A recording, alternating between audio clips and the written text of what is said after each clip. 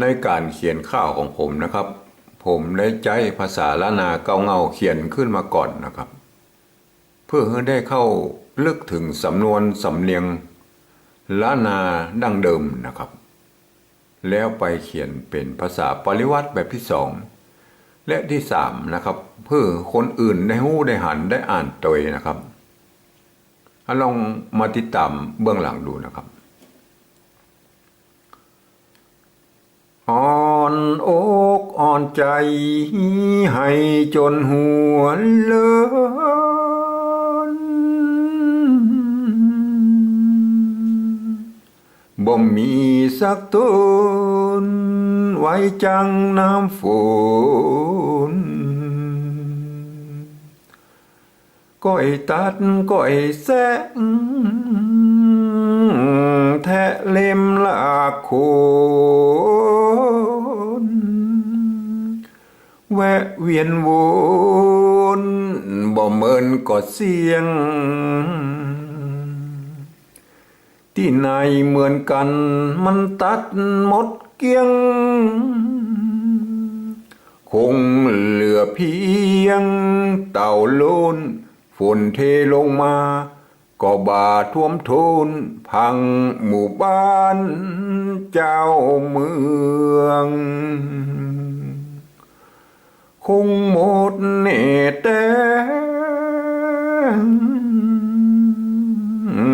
อ้อเอกาเสียงหมอกคือเข่าเครื่องแถมเหม็นขี้นางใครใดเอาไปบ่ใจของข้าบ่มีไผมาอนุรักษ์บางตีไปขอแบ่งเขตขึงจักออกโฉนดกันแดนเด่นหันชัดเจนบ่เห็นทางแก้ดูแลบอกแป้แน่นอนนอนายเฮ้ยครับแล้วมาเขียนเป็นภาษาปริวัติแบบที่สองนะครับก็คือแบบนี้นะครับยืมเอาอักษรไทยนะครับมาเทียบในอักษรล้านนาตะกี้นะครับแต่ละตัวไปนะครับแล้วเอามาเขียนประกอบคำขึ้นมาก็เป็นแบบภาษาไทยนะครับแต่ไส้ในเป็นอักษรล้านนานะครับอันนี้คือตัวอะนะครับไม่ใช่ตัวออ่างนะครับตัวหน้านะครับตัวจะนะครับตัวหะนะครับตัวละนะครับตัวมะตัวบะนะครับตัวสะนะครับตัวตะนะครับนั่นอย่างเงี้ยนะมันเป็นตัวอักษรล้านนานะครับตรงในนี่นะครับไม่ใช่เป็นกอไก่ขอไข่นะไม่ใช่นะครับเพราะถ้าคนทั่วไปบ่สามารถที่จะเข้ามาอ่านแบบอี้ได้นะครับที่บ่รู้จักภาษาล้านนานะครับเพราะอันจะทำให้สำเนียงผิดเพี้ยนบิดเบี้ยวไปได้นะครับคนที่บ่เคยรู้ได้หันบ่เคยเรียนภาษาล้านนานะมาตั้งเพศครับเนี่ยภาษาปริวัติแบบที่สามนี่นะครับมาเอามาศึกษามาอ่านมาสนใจตั้งเพศดีกว่านะครับก็คืออันนี้ยังเป็นแบบที่สองอยู่นะครับเขาเปลี่ยนเป็นแบบที่สามคือตามสำเนียงคำอู้ตามสำเนียงคำอู้หรือคำพูดนะครับ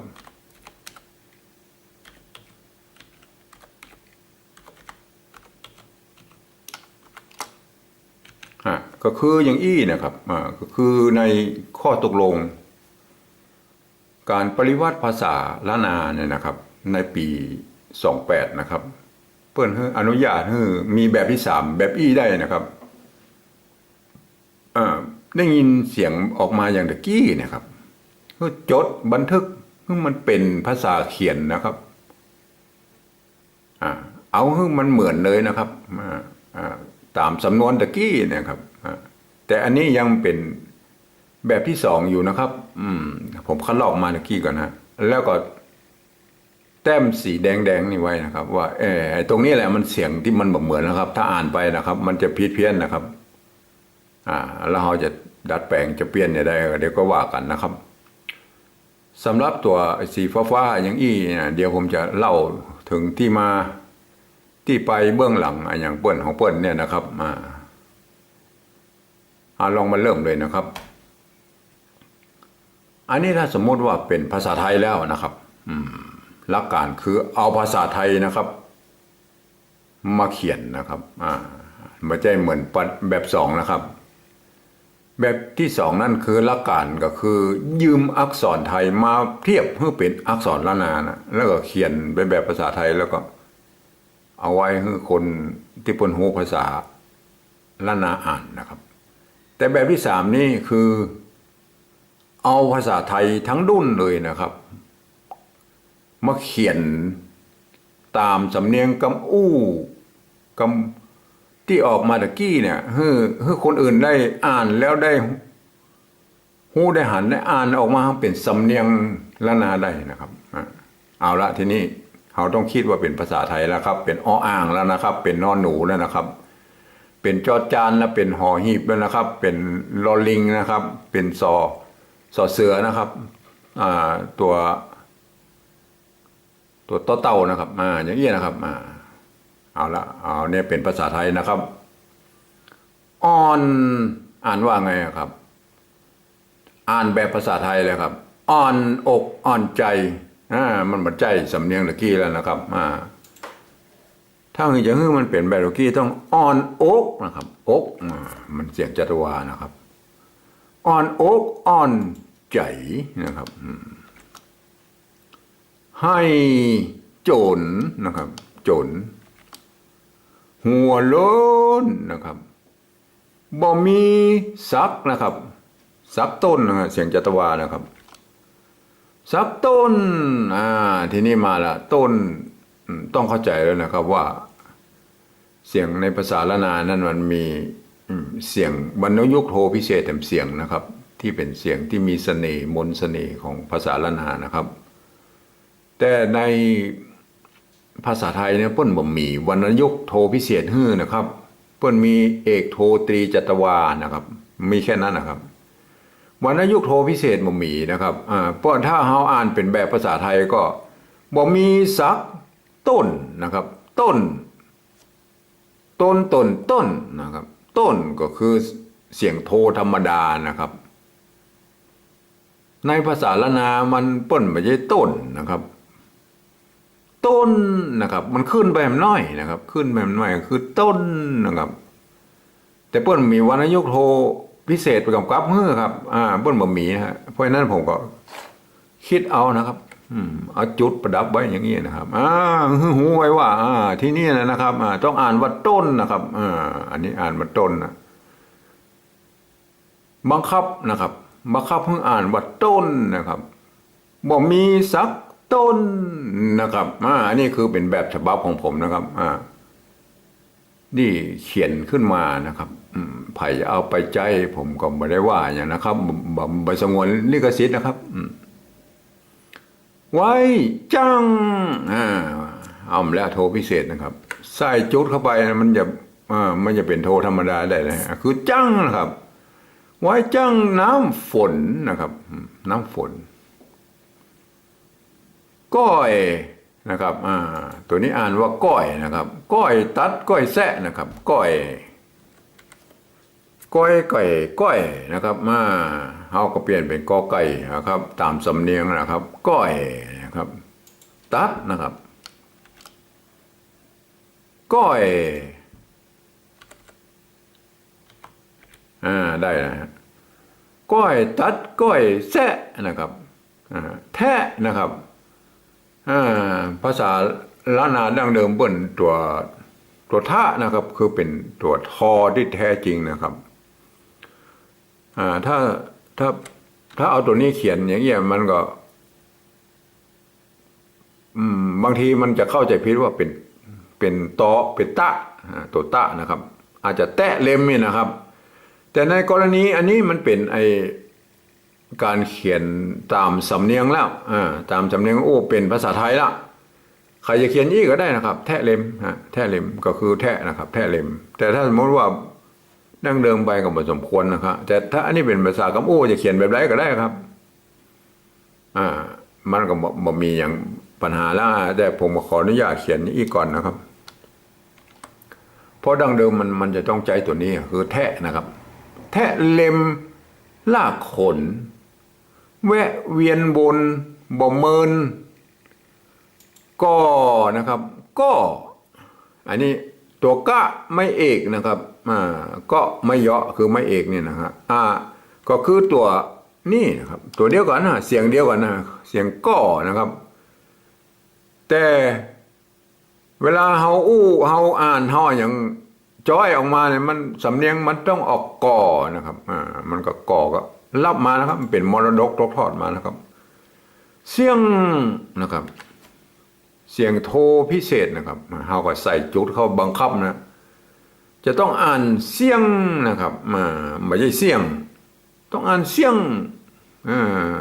จะมาจากภาคกลางภาคอื่นได้บัดสนใจแล้วเป็นฝรั่งมังค่าเป็นฟิลิปปินส์เป็นอาเซียนอย่างกระจังคุณจะต้องถ้ามีจุดนี้คุณต้องอ่านเสียงตี้นะครับตัวนี้นะครับตามสำเนียงคำอู้ต้องตี้ไหนเหมือนกันนะครับใส่จัตวาเนี่ยนะครับมันต้องเสียงโทพิเศษนะครับต้องหมดนะครับอันนี้มันหมดเสียงเอกนะครับหมดเกี้ยงนี่เฮาบ่ลั่นลิ้นนะครับภาษาสำนวนทางเหนือนะมันเกี้ยงลึงมันต้องลั่นลิ้นกับม่วนแล้วครับเสียงโทพิเศษตัวเกี้ยงมันต้องลั่นลิ้นมันต้องหมดเกี้ยงคงใจคอควายมันใจตัวข้านะครับภาษาไทยเพิ่นเลิกใจกันแล้วนะครับคอคนก็แล้วเฮาก็มาใจคอควายเนี่ยเหลือเพียงเพียงนี่มันก็ตัวพระนะครับมันออกเสียงเพียงนะครับแต่ถ้าเฮาเขียนเป็นเพียงอย่างนี้มันก็เข้าใจผิดได้นะครับว่าเปียงเนี่ยมันกลายเป็นเปียงได้นะครับแต่กรณีนี้โอเคครับถ้ามันเป็นภาษากำอู้เนี่ยเขียนอีกก็ได้ครับเพียงนะครับมีปัญหานะครับแต่ผมขออนุญาตเขียนแบบดั้งเดิมก่อนนะครับเพียงเต่าโล้นนะครับเต่าโล้นนะครับเขาหัวโล้นนะครับคือเต่าโล้นนะครับโฟนเทอันนี้ก็กรณีแบบเดียวกันนะครับจะเทอย่างนี้ก็ได้นะครับเหมือนกันนะครับผมขออนุญาตเขียนเหมือนเดิมก่อนเทลงมาก็นะครับก็บ่าท่วม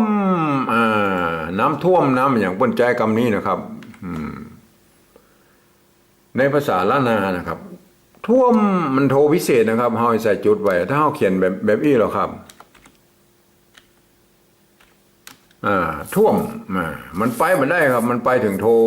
ไปถึงสำเนียงล้านนามาได้ครับมันได้แค่ท่วมนะครับท่วมน้ำท่วมมันจะไปเป็นแบบน้ำท่วมอิ่มได้นะครับแต่ถามว่าถ้ามันมีจุดอันนี้มันอ่านได้เท่ากันนะครับอ่านได้เท่ากันอันนี้ก็ท่วมนะครับถ้าอ่านตามภาษาไทยอันนี้ก็ท่วมอันนี้ก็ท่วมนะครับแต่ถอดถุงท่วมอย่างอี้นะครับในภาษาละนาเปิ้นอ่านท่วมนะครับแต่ถ้าเป็นทอทหารนี่ในภาษาละนาเปิ้นอ่านท่วมนะครับมันไปท่วมบ่ได้นะครับเพราะนั้นเฮาก็ใจตัวนี้จะเหมาะสมกว่านะครับท่วมนะครับตัวนี้มันต้องไปกร8นั่นนะครับต้องมาเขียนท่วมอย่างนี้นะครับมันก็สุดแต่แล้วจะพิจารณานะครับท่วมท้นนะครับท้นนี่ก็เหมือนกันนะครับท่วมท้นนะครับอย่างนี้ก็ได้นะครับท่วมท้นนะครับมันก็ท้นเหมือนกันนะแต่ผมขออนุญาตเขียนให้เหมือนเดิมท้นนะครับเอาตัวท่านะครับ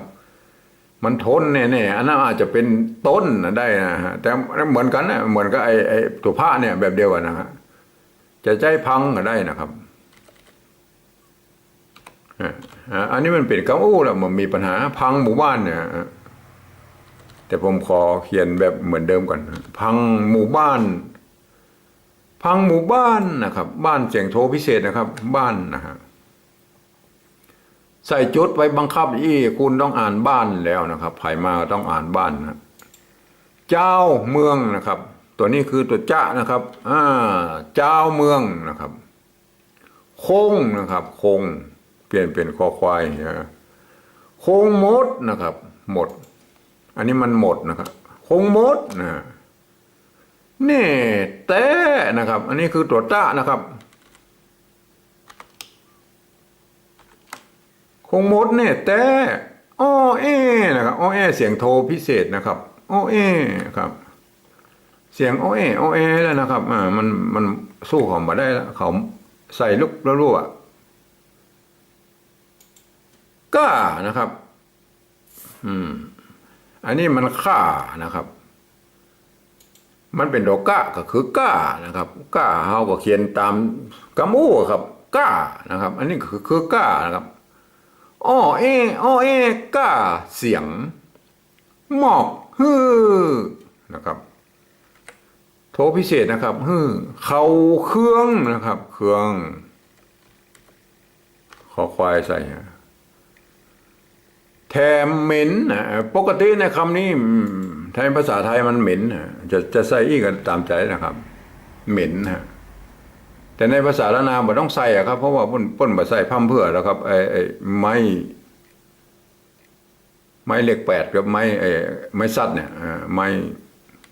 ป้นบ่ใส่ยิ่งมันก็เหม็นนะครับผมก็บ่ใส่นะครับเหม็นขี้ไม้โทพิเศษนะครับหน้านะครับโทพิเศษนะครับแบบอีบังคับเลยครับแถมเหม็นขี้หน้านะครับไข่นะครับ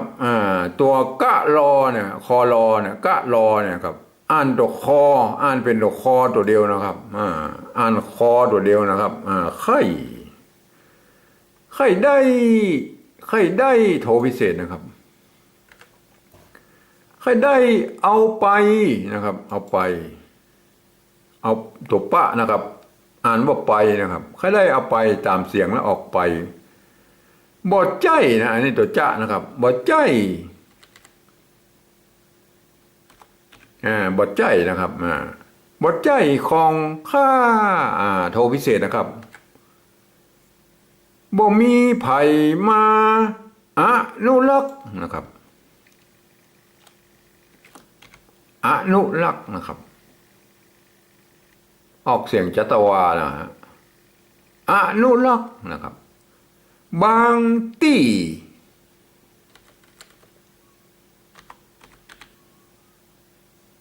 ไปถูกปะนะครับ